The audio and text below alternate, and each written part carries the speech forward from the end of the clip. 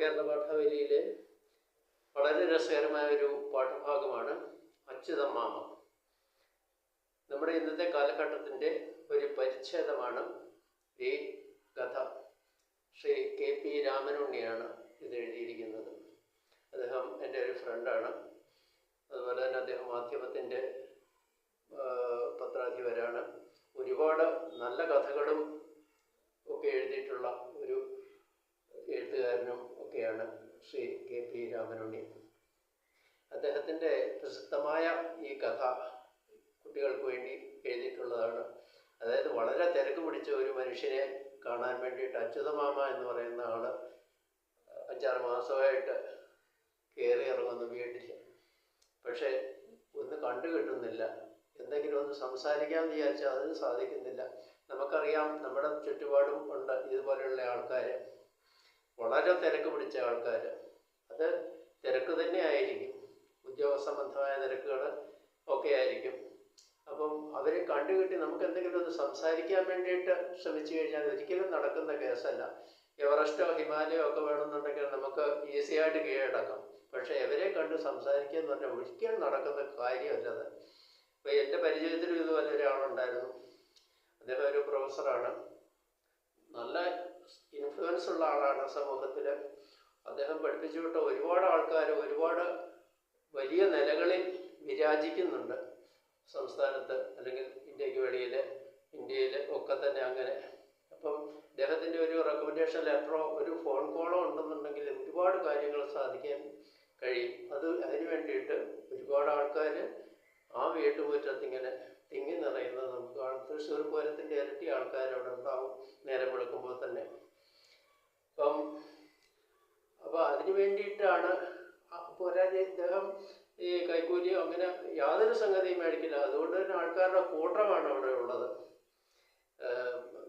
ഇപ്പം ഒരു ജോലിക്ക് വേണ്ടിയിട്ടാണെങ്കിലും അല്ലെങ്കിൽ ട്രാൻസ്ഫർ അല്ലെങ്കിൽ എന്ത് കാര്യങ്ങളാണെങ്കിലും യൂണിവേഴ്സിറ്റി തലത്തിലുള്ള എന്ത് കാര്യമാണെന്നുണ്ടെങ്കിൽ ഇദ്ദേഹം ഒന്ന് ഫോൺ കോൾ മാത്രം ചെയ്താൽ മതി, കാര്യങ്ങൾ ഈസിയായിട്ട് നടന്നിരിക്കും. ഇപ്പം മേളിൽ ഈ ലാൻഡ് ഫോൺ അടിക്കുന്ന കേൾക്കുമ്പോൾ നമുക്ക് മനസ്സിലാവും ഇദ്ദേഹം അവിടെ ഉണ്ട് എന്ന് നമുക്ക് മനസ്സിലാവും. ചിലർ തന്നെ മൊബൈൽ ഫോൺ പിടിച്ച് വർത്താനം പറയേണ്ടായിരിക്കുന്നിരുന്ന മുറ്റത്ത് ബൈക്ക് സ്റ്റാർട്ടാക്കി നിർത്തിയിരിക്കും ഇദ്ദേഹത്തെ കൊണ്ടുപോകാൻ വേണ്ടിയിട്ട്, ഓരോ ആവശ്യങ്ങൾക്ക് വേണ്ടിയിട്ട്. അപ്പോൾ അതിൽ പോയി കഴിഞ്ഞാൽ പിന്നെ വരുന്നത് ചിലപ്പോൾ കാറിലായിരിക്കും വരുന്നത്, 5-8 പേരുമായിട്ടായിരിക്കും വരുന്നത്. ഇവരെല്ലാം കൂടെ ഇദ്ദേഹമായിട്ട് തെള്ളി അകത്തെ മുറിയിലോട്ട് കയറും. പിന്നെ വർത്തമാനമായി ചായ പൊടിയായി ഇതെല്ലാം കഴിഞ്ഞിട്ട് അവരിറങ്ങിപ്പോകുന്നുണ്ടെങ്കിൽ നമ്മൾ വിചാരിക്കണം നമുക്ക് ഒന്ന് സംസാരിക്കാം. ഇല്ല, അത് പറ്റില്ല, അടുത്ത വീഡിയോ കോൺഫറൻസിങ് ആയിരിക്കും നടക്കുന്നത്. ഇങ്ങനെ ഓരോരോ കാര്യങ്ങൾ അങ്ങനെ തകൃതിയായിട്ട് നടന്നുകൊണ്ടിരിക്കും. അപ്പം ഇത് വളരെ രസകരമായ ഒരു പാഠഭാഗമാണിത്. അച്യുതമാമ എന്ന് പറയുന്ന ആൾ മാധവനെ കാണാൻ വേണ്ടിയിട്ട് ചെല്ലുന്നു. ഇത് എങ്ങനെയൊക്കെ ആയിത്തീരും എന്നുള്ളത് നമുക്കിപ്പോൾ നോക്കാം. കാണാതെ പോകുന്ന കാഴ്ചകൾ, കേൾക്കാതെ പോകുന്ന ശബ്ദങ്ങൾ, പറയാതെ പോകുന്ന വാക്കുകൾ. നമുക്ക് നോക്കാം. രാവിലെ കൃത്യം 7 മണിക്കാണ് അച്യുതമാമ പ്രത്യക്ഷപ്പെട്ടത്. എന്നതേം പോലെ അദ്ദേഹം വന്നു. അതും തിങ്കളാഴ്ച രാവിലെ തിരക്കിൻ്റെ ബോയിലറിൽ കിടന്ന് സെക്കൻഡിൽ തന്മാത്രകളുമായി കെട്ടിമറിയുന്ന സമയം. ഒരുപാട് ദിവസമായാലും അച്യുതമാമയെ കണ്ടിട്ടെന്ന ആശ്ചര്യത്തിനിടയിലും എനിക്ക് തോന്നിയത് വികർഷണമായിരുന്നു. ബാല്യകാല സ്വപ്നങ്ങളുടെ അച്യുതണ്ടായിരുന്ന അച്യുതമാമയ്ക്ക് ഒരു കുഴപ്പമുണ്ട്. ഒരു കാര്യം പറഞ്ഞൊപ്പിക്കാൻ അതിൻ്റെ മുജ്ജന്മ സുഹൃതങ്ങളിൽ നിന്ന് തുടങ്ങി പശ്ചാത്തല വർണ്ണന കഴിഞ്ഞ് രംഗമെല്ലാം കൊഴുക്കണം. ചില ആളുകൾ അങ്ങനെയാണ്. വർത്തമാനം പറയണമെന്നുണ്ടെങ്കിൽ, എന്തെങ്കിലും ഒരു പ്രധാന പോയിൻ്റ് പറയണമെന്നുണ്ടെങ്കിൽ ഒരുപാട് സമയമെടുക്കും. അതിൻ്റെ ഒരുപാട് ആമുഖവും അങ്ങനെയൊക്കെ കഴിഞ്ഞ് വർണ്ണനകളും ഒക്കെ കഴിഞ്ഞിട്ട് ഒരുപാട് കഴിഞ്ഞിട്ടേ പിന്നെ സംസാരിച്ച് തുടങ്ങുകയുള്ളൂ. ഇദ്ദേഹം അങ്ങനെ തന്നെയാണ്. അടുത്ത ഖണ്ഡിക നോക്കൂ. ഷേവിങ് മാത്രം നടത്തി കുളി ഒഴിവാക്കിയാൽ തന്നെ ഓഫീസുകാർ ഗേറ്റിനരികിൽ വന്ന് ഫോൺ മുഴക്കുമ്പോഴേക്ക് ഒരുങ്ങാൻ കഴിയാറില്ല. നിമിഷങ്ങളായി ഇങ്ങനെ അരിച്ചു വെറുക്കുന്ന പ്രഭാത രാശിയിൽ പ്രാതൽ സമയത്തിൽ നിന്ന് 2 മിനിറ്റ് കടമെടുക്കാമെന്ന് നിരൂപിച്ച് അച്യുതമാമയെ ഞാൻ ആശ്ലേഷിച്ച് വീടിനകത്തേക്ക് സ്വീകരിച്ചിരുത്തി. അദ്ദേഹത്തെ കെട്ടിപ്പിടിച്ച് അകത്തേക്ക് വരുമെന്ന് പറഞ്ഞ് സ്വീകരിച്ചിരുത്തി. ശോഭ, അച്യുതമാമയ്ക്ക് ചായ കൊടുക്കുക. ആ പഴുതിൽ ഒരു ഫ്രഞ്ച് വാഷെങ്കിലും അടിക്കാമെന്നായിരുന്നു എൻ്റെ കണക്കൂട്ടൽ. 9 മണിക്ക് തുടങ്ങുന്ന കോൺഫറൻസിനുള്ള ഡാറ്റ ഓഫീസിലെത്തും മുമ്പ് ഞാൻ വിഴുങ്ങേണ്ടതുണ്ട്. അപ്പോൾ അതും ഒരു ചോദ്യമാണ്. അതായത് ഓഫീസിൽ ഫ്രഞ്ച് ഭാഷയെങ്കിലും അടിക്കാമെന്നുണ്ട് എൻ്റെ കണക്ക്. 9 മണിക്ക് തുടങ്ങുന്ന കോൺഫറൻസിനുള്ള ഡാറ്റ ഓഫീസിലെത്തും മുമ്പ് ഞാനിതെല്ലാം കാണാൻ പഠിച്ചിട്ട് വേണം അവിടെ ചെല്ലാൻ. ചായ കുടിക്കാനുള്ള സാവകാശമൊന്നും കാണിക്കാതെ അച്യുതമാമ എൻ്റെ പിന്നാലെ ബെഡ്റൂമിലേക്ക് വന്നു. കക്ഷത്തിലുണ്ടായിരുന്ന പ്ലാസ്റ്റിക് പൊതി 2 കൈകൾ കൊണ്ട് മുറുകെ പിടിച്ച് അദ്ദേഹം പറഞ്ഞു, മാധവ, എനിക്ക് നിന്നോട് കുറച്ച് സംസാരിക്കാനുണ്ട്. എന്താ അച്യുതമാമേ? അങ്ങനെ പറയാൻ പറ്റില്ല മാധവ, അതിന് കുറച്ച് സമയം, ഒരു 2 മണിക്കൂറെങ്കിലും വേണം. ഈ മാധവനെ സംബന്ധിച്ച് 2 മണിക്കൂർ എന്ന് പറഞ്ഞാൽ വളരെ വലുതാണ്. ഇത്രയും സമയം കൊണ്ട് വേണം ഒരു കാര്യം പറഞ്ഞു തീർക്കാൻ. അത്ര ഇമ്പോർട്ടൻ്റ് പോയിൻ്റ് ആയിരിക്കും, നമുക്കങ്ങനെയാണ് കരുതാൻ കഴിയുന്നത്. 2 മണിക്കൂർ, അതായത് 120 മിനിറ്റോ മാധവൻ അമ്പരന്നു. ഭാര്യയ്ക്കോ കൊച്ചുമോനോ ദിവസത്തിൽ അധിപനായ എനിക്ക് വേണ്ടി തന്നെയോ കണ്ടെത്താൻ സാധിക്കാത്ത സമയം. അസാധ്യമായതിൻ്റെ കനമില്ലാത്ത ചിരിയും ചിരിച്ച് അച്യുതമാമയോട് ഞാൻ ഒരു ലോഹ്യം പറഞ്ഞു. ആയിക്കോട്ടെ അച്യുതമാമ, ഏതായാലും ഇന്ന് പടിഞ്ഞാറ്റുപുരയിലേക്ക് മടങ്ങേണ്ട. താമസിക്കാനൊന്നും എനിക്ക് വയ്യ. മാധവ, തിരക്കില്ലാത്തപ്പോൾ ഞാൻ വരണ്ട. ഏതായാലും കുറച്ച് സമയം എനിക്ക് വേണം. എന്താണ് കാര്യമെന്ന് വീണ്ടും വീണ്ടും തിരക്കിട്ട് അച്യുതമാമ ഇത്രയേ പറഞ്ഞുള്ളൂ. ബാല്യത്തിന് ഉത്സവമേറ്റിയ ആ മനുഷ്യൻ ചായ കുടിച്ച് തീരും മുമ്പ് കമ്പനി വണ്ടിയുടെ ഹോണിൽ കുരുങ്ങി. അതായത് അപ്പോഴത്തേക്കും ഈ അച്യുതമാമയല്ല മാധവനെ കാണാനുള്ള വണ്ടി വന്നു കഴിഞ്ഞു. അദ്ദേഹത്തിന് ഓഫീസിൽ പോകാനുള്ള സമയമായി കഴിഞ്ഞു. എനിക്ക് ഓഫീസിലേക്ക് പോകേണ്ടി വരും. അച്യുതമാമ ഉടനെ മടങ്ങിയ വിവരം വൈകുന്നേരത്തിൻ്റെ ഏതോ അരങ്ങിൽ ശോഭ രേഖപ്പെടുത്തിയിരുന്നു. ഫയലുകൾക്കിടയിലെ വാലൻ പുഴു പോലെ അതെൻ്റെ മനോമൂലയിൽ ചത്തുമരച്ചു. പിറ്റേന്ന് കാലത്ത് കുളിമുറിയിൽ കടന്നപ്പോഴാണ് അച്യുതമാമയെക്കുറിച്ചുള്ള ചിന്ത പ്രജ്ഞയിൽ പ്രകാശം പാറ്റിയത്. അതും ചോദ്യമാണ്. പിറ്റേന്നാണ്, അതേത് സന്ദർഭത്തിലാണ് അങ്ങനെ സംഭവിച്ചത് എന്ന് പറഞ്ഞാൽ അദ്ദേഹം വന്നു കഴിഞ്ഞപ്പോൾ ഓഫീസിൽ പോകാനുള്ള വണ്ടി വന്നു കഴിഞ്ഞു. ആ തിരക്ക് പിടിച്ച് മാധവൻ അങ്ങോട്ട് പോവുകയും ചെയ്തു. ഇതാണ് അതിൻ്റെ ഉത്തരം. അച്ഛനെ ഓർമ്മയില്ലാത്ത എനിക്ക് ബാല്യത്തിൻ്റെ സംരക്ഷക പ്രതീകം അച്യുതമാമയായിരുന്നു. തോളിൽ കയറിയാൽ കുതിരയായി മാറുന്ന, ഉത്സവപ്പറമ്പിലെ അമിട്ടായി ചിരിക്കുന്ന, ഉത്രാടനാളിലെ നിറവായി തീരുന്ന അച്യുതമാമ. അമ്മായി മരിച്ചതിന് ശേഷം ജീവിതം സുഖകരമല്ലെന്നും പെൺമക്കളുടെ ഭർത്താക്കന്മാർ തലതിരിഞ്ഞ വർഗമാണെന്നും അറിഞ്ഞിട്ടുണ്ട്. അതായത് ഈ മാധവൻ എന്ന് പറയുന്ന ആളിനെ കൊച്ചിലെ കുഞ്ഞുനാൾ മുതൽ കൊണ്ട് നടക്കുകയും ഉത്സവം പറമ്പിൽ കൊണ്ടുപോയി മിഠായി മേടിച്ചു കൊടുക്കുകയും അമിട്ടായിട്ട് ചിരിക്കുക എന്ന് പറഞ്ഞാൽ പൊട്ടിച്ചിരിക്കുക. അപ്പോൾ അങ്ങനെയൊക്കെ കൊണ്ടു നടക്കുന്ന ആളായിരുന്നു ഈ അച്യുതമാമ. വലുതായപ്പോൾ ഉദ്യോഗം കിട്ടിയപ്പോൾ ഒരു വാക്ക് പറയാമെന്ന് വെച്ച് കഴിഞ്ഞാൽ നടക്കാത്ത തരത്തിലുള്ള ജോലിയായിപ്പോയി ഈ മാധവന്. നോക്കൂ, പാവം, എന്ത് കാര്യം സംസാരിക്കാനാണ് 2 മണിക്കൂർ ആവശ്യപ്പെട്ടതെന്ന് പ്രശ്നോത്തരി തൊട്ടതും എൻ്റെ ചിന്ത വിച്ഛേദിക്കപ്പെട്ടു. കാരണം ബെഡ്റൂമിലേക്ക് തല തോർത്തിക്കൊണ്ട് പ്രവേശിച്ച് ഞാൻ ഫോണെന്ന ചെകുത്താനാൽ ബന്ധിക്കപ്പെട്ടു കഴിഞ്ഞു. അകത്തെ മുറിയിലേക്ക് കുളിച്ചിട്ട് വന്നപ്പോഴേക്കും ഫോൺ വന്നു കഴിഞ്ഞു. തുടർന്നുള്ള ദിവസങ്ങൾ അച്യുതമാമയെക്കുറിച്ചല്ല, ഡോക്ടറെ കാണിക്കാൻ വൈകിയ മൂലവ്യാധിയെക്കുറിച്ച് പോലും സ്മരിക്കാൻ എനിക്ക് തരപ്പെട്ടില്ല. ആ തിരയൊന്നടങ്ങി കിതപ്പുകൾ വരിയുമ്പോഴാണ് വെട്ടുക്കളിപ്പിച്ച് പറ്റം പോലെ ഓഡിറ്റേഴ്സ് കമ്പനിയിൽ ഇരച്ചു കയറിയത്. ഓഡിറ്റേഴ്സ് അവിടത്തേക്ക് വന്നു കഴിഞ്ഞപ്പോൾ തിരക്കായി കഴിഞ്ഞു. അന്ന് സന്ധ്യയായതും അച്യുതമാമ വീണ്ടും ഓഡിറ്റേഴ്സിനുള്ള സുഖസൗകര്യങ്ങൾ നോക്കാൻ ഏൽപ്പിച്ചവരെ രഹസ്യമായി നിരീക്ഷിക്കാൻ പുറത്തിറങ്ങിയായിരുന്നു. ഞാൻ അപ്പോഴാണ് അദ്ദേഹത്തിൻ്റെ വരവ്. പിന്നെ ഇരിക്കൂ അച്യുതമാമ, എന്താണ് പറയാനുള്ളത് എന്ന് ചോദിച്ചു. അപ്പം അവിടെ ഇരുത്തി. കാര്യം ഏതായാലും നമുക്ക് പരിഹാരമുണ്ടാക്കാം. വേണ്ട മാധവ, നീ എങ്ങോട്ടാണ് പുറപ്പെട്ടതല്ലേ? ഇതിന് കുറച്ച് സമയം വേണം, ഞാൻ പിന്നീട് വരാം. അപ്പം എന്തുകൊണ്ടാണ് ഇങ്ങനെ ഒരു വാക്ക് അച്യുതമാമ പറഞ്ഞതെന്ന് ചോദ്യത്തിലുണ്ട്. വേണ്ട മാധവ, നീ എങ്ങോട്ടോ പുറപ്പെട്ടതല്ലേ, ഇതിന് കുറച്ച് സമയം. അതായത് നീ തിരക്ക് പിടിച്ച് ഒരുപാട് ഉദ്യോഗ സംബന്ധമായിട്ട് ഓടി നടക്കുന്ന ആളാണ്. അതുകൊണ്ട് പെട്ടെന്നൊന്നും പറ്റില്ല എനിക്കിത് പറഞ്ഞു തീർക്കാൻ. കാരണം നമുക്കറിയാം, ഒരു പോയിൻ്റ് പറയാൻ തന്നെ 2-3 മണിക്കൂർ വേണം അദ്ദേഹത്തിന്. അപ്പോൾ അതുകൊണ്ടാണ് അച്യുതമാമ അങ്ങനെ പറഞ്ഞത്. ശോഭ തുറന്നു പിടിച്ച ഉമ്മറവാതിൽ കടക്കാതെ അദ്ദേഹം പറഞ്ഞു, അച്ഛനെ അതിനൊന്നും കിട്ടില്ല. അച്യുതൻ മുതച്ച ഹോംവർക്ക് ചെയ്യുകയായിരുന്നു. കൊച്ചുമോൻ കക്ഷി ചേർന്നു. അതെ, പുകഞ്ഞ ശബ്ദത്താൽ ശോഭയുടെ വക്കാലത്ത് സമർപ്പിക്കപ്പെട്ടു. എൻ്റെ ജീവിതം എത്രത്തോളം എൻ്റെ കയ്യിലല്ല എന്ന സത്യം ഗാഠമായി ഒന്നറിഞ്ഞ നിമിഷമായിരുന്നു അത്. അപ്പോൾ അതെന്തുകൊണ്ടാണ് അങ്ങനെ ചോദിക്കുന്നതെന്ന് ചോദിച്ചാൽ, അങ്ങനെ ഒരു ചോദ്യമുണ്ട്. എൻ്റെ ജീവിതം എത്രത്തോളം എൻ്റെ കയ്യിലല്ല എന്ന സത്യം ഗാഠമായി നൊന്തറിഞ്ഞ നിമിഷമായിരുന്നു അത്. അതായത് ഈ പറഞ്ഞ പോലെ തിരക്കുകളാൽ കിടന്ന് ഓടി നടക്കുന്ന ഒരു മനുഷ്യനായതുകൊണ്ട് എൻ്റെ തിരക്കുകൾ എന്ന് പറയുന്നത് ഇതൊന്നും എൻ്റെ കയ്യിലല്ല. മറ്റുള്ളവർ ഓടി വന്ന് ഓഡിറ്റേഴ്സും അതിൻ്റെ അക്കൗണ്ട്സ് സെക്ഷനും ഒക്കെ ഓടി വന്ന് ഇദ്ദേഹത്തെ മാധവനെ പിന്നെ തിരക്കിലേക്ക് അങ്ങ് കൊണ്ടുപോവുകയാണ് ചെയ്യുന്നത്. പെട്ടെന്നൊരു സംശയം മനസ്സിൽ കളവിട്ടു. പണത്തിൻ്റെ എന്തെങ്കിലും ആവശ്യത്തിനായിരിക്കും അച്യുതമ്മ വീണ്ടും വീണ്ടും വരുന്നത്. ചിലരങ്ങനെയല്ലേ, നമ്മളങ്ങനെ കൂടെ വരുന്നുണ്ടെങ്കിൽ നമ്മൾ വിചാരിക്കും എന്തെങ്കിലും കാശിൻ്റെ ആവശ്യം കൊണ്ടായിരിക്കും എന്ന് വിചാരിക്കും. മാധവനും അങ്ങനെ വിചാരിച്ചു. നേരെയോ ചോദിക്കാനുള്ള മടി കൊണ്ടോ രാഗവിസ്താരത്തിന് മുതിരുന്നത്, അതുകൊണ്ടാണോ ഈ രാഗവിസ്താരം 2 മണിക്കൂറെന്ന് വിചാരിച്ചുകൊണ്ട് മാധവനിരുന്നു. കുറച്ചേറെ നോട്ടുകൾ പേഴ്സിൽ നിന്നും വലിച്ചെടുത്ത് ഞാൻ മുന്നോട്ട് നീങ്ങി. അച്യുതാമ്മയുടെ സന്ദർശനത്തിൻ്റെ കച്ചവടം തീർക്കാൻ ഒരു ബ്രോക്കറുടെ ചാതുര്യത്തോടെ ഇടപെട്ടു. അതായത് ഇങ്ങനെയുള്ള ആൾക്കാരുടെ ക്യാഷും ഒരുപാടുണ്ടാകും പേഴ്സിനകത്ത്. അപ്പോൾ അതിൽ നിന്ന് കുറേ നോട്ടെടുത്ത് അച്യുതാമ്മയ്ക്ക് നേരെ നീട്ടി. അയ്യോ, എന്താ ഇത്? പണം ഞാൻ കീശയിൽ തിരികെ കഴിഞ്ഞ ശേഷമാണ് അദ്ദേഹം കാര്യം മനസ്സിലാക്കിയത്. വൈദ്യുതാഘാതമേറ്റ പോലെ ഞെട്ടിത്തിരിച്ച അച്യുതമ്മ നോട്ടുകൾ എടുത്ത് പൂമുഖപ്പടിയിൽ വെച്ചു. ആ വീടിൻ്റെ പടിയിൽ തന്നെ അങ്ങോട്ട് വെച്ചു കൊടുത്തു. അയാൾക്ക് അതിൻ്റെ ആവശ്യമില്ല. നല്ല വിരോധാഭാസം. മാധവനോട് ഇങ്ങോട്ട് പണം വാങ്ങാനല്ല ഞാൻ വന്നത്. പിന്നെ കഴിഞ്ഞ തവണ കൊണ്ടുവന്ന അതേ പ്ലാസ്റ്റിക് പൊതി അദ്ദേഹം മാറിപ്പിടിക്കുന്നുണ്ട്. നോക്കാം. പക്ഷേ പിന്നെ എന്ന ചോദ്യം നമുക്ക് നിമിഷത്തേക്ക് മാത്രമേ എൻ്റെ മനസ്സിൽ അവശേഷിച്ചുള്ളൂ. ഞങ്ങളുടെ കമ്പനി ഉൽപ്പാദിപ്പിക്കുന്ന പ്രത്യേക രാസവസ്തുവിൻ്റെ പ്രൊഡക്ഷൻ കൂട്ടുന്ന കാര്യമാണ് കാറിൽ കയറി ഉടൻ ചിന്തിച്ചത്. അതായത് ഇദ്ദേഹം ഈ മാധവൻ വർക്ക് ചെയ്യുന്ന അവിടുത്തെ ഈ പ്രൊഡക്ഷൻ്റെ കാര്യം, അതിൻ്റെ സെയിൽസ് പ്രൊമോഷന് വേണ്ടിയിട്ടാണ്, അതിൻ്റെ കാര്യമാണ് ഇദ്ദേഹം കാറിലേക്ക് കയറിയപ്പോൾ ചിന്തിച്ചത്. ചില മായഞ്ചേർക്കലുകൾക്കായി ദുരുപയോഗപ്പെടുത്തുന്ന ആ സാധനത്തിന് ഇപ്പോൾ നല്ല ഡിമാൻഡാണ്. ഡിമാൻഡിനൊത്ത് പ്രൊഡക്ഷൻ കൂട്ടാനുള്ള എന്തെങ്കിലും പോംവഴി കണ്ടെടുത്തേ പറ്റൂ. പ്രൊഡക്ഷൻ യൂണിറ്റ് CEO-ൻ്റെ പണിയാണിത്.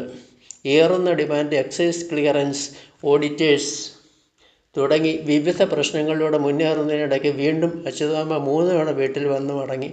അദ്ദേഹം ഇങ്ങനെ കയറി ഇറങ്ങുകയാണ്. അച്യുതാമ്മ എന്ന് പറയുന്ന ആൾ തുടർച്ചയായിട്ട് ഇങ്ങനെ വരികയാണ്. അപ്പോൾ അന്നേരമൊക്കെ ഈ സെയിൽസ് പ്രൊമോഷൻ്റെ കാര്യവും കമ്പനിയുടെ കാര്യവും അങ്ങനെയൊക്കെയുള്ള ഓരോ കാര്യങ്ങളാണ് ഈ മാധവൻ്റെ ചുറ്റും കടന്ന് സൗരയൂഥം പോലെ, സൗരയൂഥത്തിലെ ഗ്രഹങ്ങളെ പോലെ ഇങ്ങനെ കറങ്ങിക്കൊണ്ടിരിക്കുന്നത്. വീട്ടിലൊന്ന് തുടങ്ങി അദ്ദേഹത്തിൻ്റെ മുഖം ഇനിയും താങ്ങാൻ കഴിയാതെ ഒടുവിൽ ഞാൻ അങ്ങേയറ്റത്തെ അവധി പറഞ്ഞു. ശരി അച്യുതമാമേ, അടുത്ത ഞായറാഴ്ച രാവിലെ വരൂ, ഞാൻ കാത്തിരിക്കാം. അച്യുതമാമയ്ക്ക് വേണ്ടത്ര സംസാരിക്കാൻ ടൈം മാനേജ്മെൻറ്റിൻ്റെ സൂത്രങ്ങൾ ഉപയോഗിച്ച്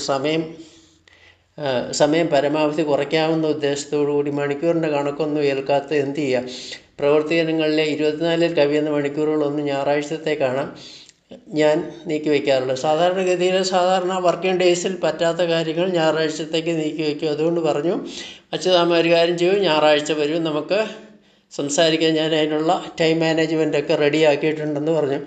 ഫോണില്ലാത്തടത്ത് വെച്ച് അമ്മാമയുമായി സംസാരിക്കാമെന്ന് കരുതി വീട്ടിൽ എപ്പോഴും അടച്ചിടാറുള്ള പിൻമുറി, ഒരു രഹസ്യമുറി ഞാൻ തുറന്നു. വഴക്ക് ഗന്ധത്തിലിരുന്നപ്പോൾ മരിച്ചുപോയ അച്ഛനെയും അമ്മയെയും പറ്റി ചിന്തിച്ചു പോയി.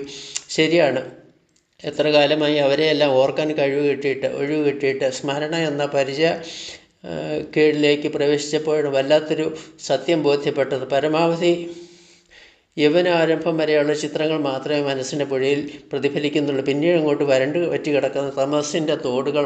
തമസെന്ന് പറഞ്ഞാൽ ഇരുട്ട. പറഞ്ഞ സമയത്ത് തന്നെ അച്യുതാമ്മ വീട്ടിലെത്തി. ആ ഞായറാഴ്ച വരാൻ പറഞ്ഞു. ആ കറക്റ്റ് സമയത്ത് അച്യുതാമ്മ എത്തി. ഇനി എന്താണ് സംഭവിക്കുന്നത്? മൊബൈൽ ഫോണുകൾ 3 ഞാൻ ഓഫാക്കിയിരുന്നു എല്ലാം. ഇനി അതിൽ നിന്ന് കോള് വന്നിട്ട് അങ്ങോട്ട് പോകാമെന്ന് വിചാരിക്കേണ്ട. ലാൻഡ് ഫോണിലൂടെ വരുന്ന ബാധകളൊന്നും തിങ്ങിപ്പോകരുതെന്ന് ശോഭയെ ചട്ടം കെട്ടിയിരുന്നു. കുറേ നേരം യാതൊന്നും സംസാരിക്കാതെ അച്യുതാമ്മ എന്നിലേക്ക് തന്നെ നോക്കിക്കൊണ്ടിരുന്നു. ആദ്യമായിട്ടാണ് കാണുന്നത്, കാരണം കാണാൻ പോലും സാധാരണ കിട്ടാറില്ല ഇദ്ദേഹത്തെ. തിമിരം മൂടിയ കണ്ണുകളിൽ ആർദ്രമായൊരു ചന്ദ്രക്കല നനഞ്ഞു കുതിർന്നു. മരിച്ചുപോയ അമ്മയുടെ നാമം ജപിക്കുന്ന മുഖത്തെ നന്നെ ഓർമ്മിച്ചുകൊണ്ട് അച്യുതമാമയുടെ മുഖം. അച്യുതമാമ, മാധവ, ഇന്നെങ്കിലും നിന്നോട് സംസാരിക്കാൻ പറ്റിയെങ്കിൽ.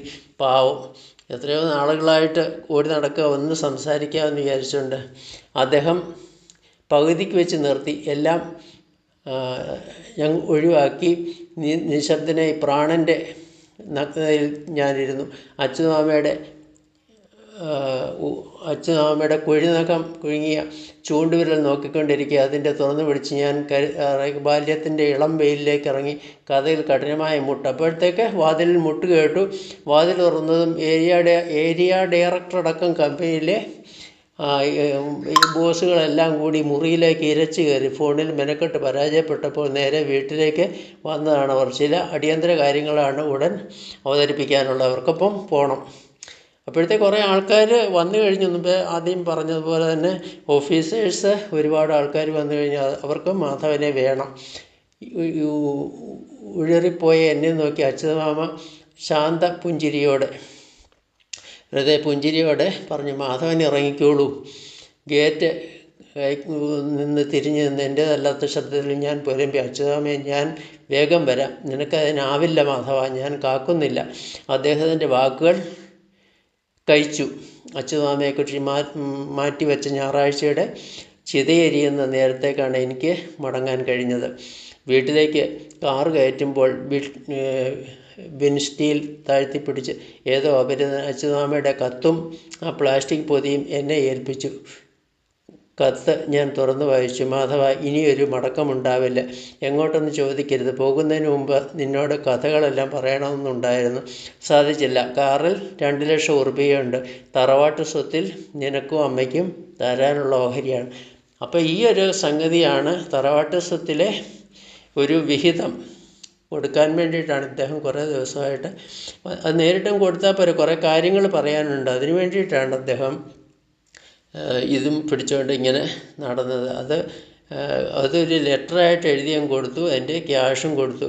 പിറ്റേന്ന് കാലത്ത് കുളിമുറിയിൽ കടന്നപ്പോഴാണ് അച്യുതാമയെക്കുറിച്ചുള്ള ചിന്ത പ്രജ്ഞയിൽ പ്രകാശം പാറ്റിയത്. അച്യുതാമയെക്കുറിച്ച് എന്തെല്ലാം ഓർമ്മകളാണ് കഥാനായകൻ പങ്കുവയ്ക്കാനുള്ള കുറിപ്പ് തയ്യാറാക്കുക. അപ്പോൾ അത് നമുക്ക് നോക്കാം. അതായത് പിറ്റേന്ന് രാവിലെ അദ്ദേഹം കുളിമുറിയിലോട്ട് കിടക്കുമ്പോൾ അച്യുതാമയെക്കുറിച്ചുള്ള ചിന്ത മാധവൻ്റെ മനസ്സിലേക്ക് വന്നു. അച്ഛനെ ഓർമ്മയില്ലാത്ത അദ്ദേഹത്തിന് ബാല്യകാലത്തെ സംരക്ഷകനായിരുന്നു ഈ അച്യുതമാമ എന്ന് പറയുന്ന ആൾ. അപ്പോൾ ഈ കുട്ടിക്കാലത്ത് തോളിൽ കയറിയാൽ കുതിരയായിട്ട് മാറുന്ന ആളായിരുന്നു. അതുപോലെ തന്നെ ഉത്സവപ്പറമ്പിലെ അമിട്ടയച്ചിരിക്കുന്ന അങ്ങനെയൊക്കെയുള്ള കാര്യങ്ങളുണ്ട്. അതാണ് അവിടെ എഴുതേണ്ടത്. ഇനി അടുത്ത ചോദ്യം എന്ന് പറയുന്നത്, നിനക്കതിനാവില്ല മാധവ, ഞാൻ കാക്കുന്നത്. ഇതൊക്കെ പ്രധാനപ്പെട്ട ക്വസ്റ്റ്യൻസാണ്. അച്യുതാമ ഇങ്ങനെ പറയാൻ ഇടയായ സാഹചര്യം. അപ്പോൾ പുസ്തകം ശരിക്കും വായിച്ചു കഴിഞ്ഞാൽ ഈ വീഡിയോയും കേട്ട് കഴിഞ്ഞാൽ നിങ്ങൾക്ക് ഈസി ആയിട്ട് ഇതിൻ്റെ മറുപടി എഴുതാൻ കഴിയും, ആൻസർ എഴുതാൻ കഴിയും. പല ദിവസങ്ങളിൽ മാധവനെ കാണാൻ വേണ്ടി അച്യുതാമ ഇങ്ങനെ കയറി ഇറങ്ങുകയാണ്. എന്നാൽ തിരക്ക് മൂലം അദ്ദേഹത്തിന് വേണ്ടി ഒരല്പസമയം പോലും നീക്കി വയ്ക്കാൻ മാധവന് സാധിക്കുന്നില്ല. ഒരു ദിവസം അച്യുതാമയെ കാണാമെന്ന് മാധവൻ പറയുന്നു. അച്യുതാമ ഞായറാഴ്ച, നമുക്കറിയാമല്ലോ, ആ ഞായറാഴ്ചയാണ് അദ്ദേഹം എത്തിച്ചേർന്നത്. അപ്പോഴാണ് മാധവൻ്റെ കമ്പനിയിൽ നിന്നും ഒരുപാട് ആൾക്കാർ, എക്സിക്യൂട്ടീവ്സ് എത്തിയത്. അപ്പോൾ അദ്ദേഹത്തെ കൂട്ടിക്കൊണ്ടങ്ങ് പോവുകയാണ് ചെയ്തത്. മാധവൻ അപ്പോൾ ആകെ ധർമ്മസങ്കടത്തിലാണ്. അപ്പം അച്യുതാമേ, ഞാൻ വേഗം വരാം എന്ന് പറഞ്ഞാണ് അദ്ദേഹം ഇറങ്ങിപ്പോകുന്നത്. ആ സന്ദർഭത്തിൽ നിനക്കതിനാവില്ല മാധവ, ഞാൻ കാക്കുന്നില്ല എന്ന് പറഞ്ഞ് അച്യുതാമ മടങ്ങുന്നു. അതാണ് അതിൻ്റെ ഉത്തരം. അതായത് മാധവൻ്റെ സാഹചര്യം മനസ്സിലാക്കുന്നതുകൊണ്ട് ആണ് അച്യുതമാമ അങ്ങനെ പറഞ്ഞത്. ഇനി അടുത്ത ചോദ്യം, അച്യുതമാമയ്ക്ക് വേണ്ടി മാറ്റിവെച്ച ഞായറാഴ്ചയുടെ ചിതയെരിയുന്ന നേരത്താണ് എനിക്ക് ഇറങ്ങാൻ കഴിഞ്ഞത്. ഇതിലെ വാക്യത്തിൻ്റെ അർത്ഥതലം കണ്ടെത്തി. എന്താണ് ഈ ഞായറാഴ്ചയുടെ ചിതയെരിയുന്ന നേരം എന്ന് പറയുന്നത്? എന്ന് പറഞ്ഞാൽ അച്യുതമാമയ്ക്ക് വേണ്ടി മാറ്റിവെച്ച ഞായറാഴ്ചയുടെ മാധവൻ അദ്ദേഹത്തോട് സംസാരിക്കാൻ അന്നേരവും സാധിച്ചില്ല. ഓഫീസിൽ നിന്ന് ചില ആൾക്കാർ വന്ന് അദ്ദേഹത്തെ കൂട്ടിക്കൊണ്ടുപോയി. ഉടനെ വരാമെന്ന് പറഞ്ഞാണ് പോയത്. അച്യുതമാമയോടുള്ള മാധവൻ്റെ അവസാനത്തെ കണ്ടുമുട്ടലായിരുന്നു ആ ഞായറാഴ്ച. അത് കഴിഞ്ഞാണല്ലോ ക്യാഷും ഒരു ലെറ്ററും കൂടെ കൊടുത്തത്. അവധി ദിവസം പോലും ബന്ധങ്ങൾക്ക് വേണ്ടി മാറ്റിവെക്കാൻ ഇന്നത്തെ തലമുറയ്ക്ക് കഴിയുന്നില്ല.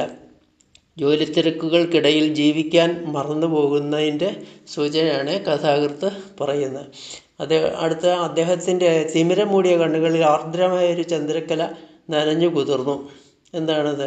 ഞായറാഴ്ച അച്യുതമാമ എത്തിയപ്പോൾ മാധവൻ സ്വീകരിച്ചു. അപ്പോൾ അച്യുതമാമ ഒന്നും സംസാരിക്കാതെ കുറേ നേരം മാധവനെ തന്നെ നോക്കിയിരുന്നു. അതായത് ഇവർ തമ്മിൽ കണ്ടിട്ട് തന്നെ വളരെ അടുത്ത് കണ്ടിട്ട് തന്നെ ഒരുപാടായി. അപ്പോൾ ഈ വാത്സല്യത്തിൻ്റെ സ്നേഹത്തിൻ്റെയൊക്കെ കണ്ണീരായിരുന്നു അത്. പഴയകാലത്തെ ഓർമ്മകളൊക്കെ അറിയാമല്ലോ. മാധവനെ എടുത്ത് നടന്നതും ബാല്യകാലത്ത് ഈ അച്യുതമാമയായിരുന്നു. അതാണ് എൻ്റെ ഉത്തരം.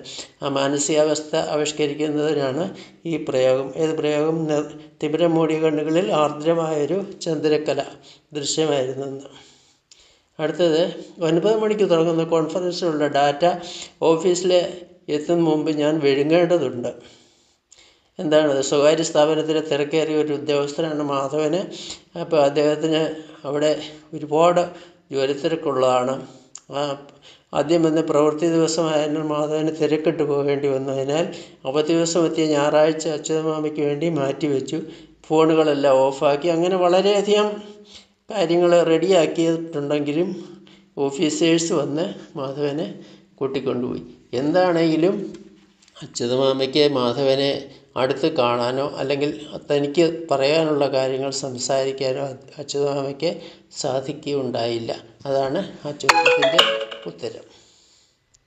അടുത്തത്, എൻ്റെ ജീവിതം എത്രത്തോളം എൻ്റെ കയ്യിലല്ല എന്ന സത്യം ഗാഠമായി നൊന്തറിഞ്ഞ നിമിഷമായിരുന്നു അത്. ഏതാണത്? അതായത് നമ്മൾ പറഞ്ഞല്ലോ, തൊഴിലിടത്തിൽ വളരെ മാനസിക സമ്മർദ്ദങ്ങളും കാര്യങ്ങളും ഒക്കെ നേരിടുന്ന ഒരു വ്യക്തിയാണ് ഈ മാധവൻ എന്ന് പറയുന്ന കഥാപാത്രം. അദ്ദേഹത്തെക്കുറിച്ചാണ് നമ്മുടെ കഥാകൃത്ത് KP രാമനുണ്ണി അച്യുതമാമ എന്ന കഥയിൽ അവതരിപ്പിക്കുന്നത്.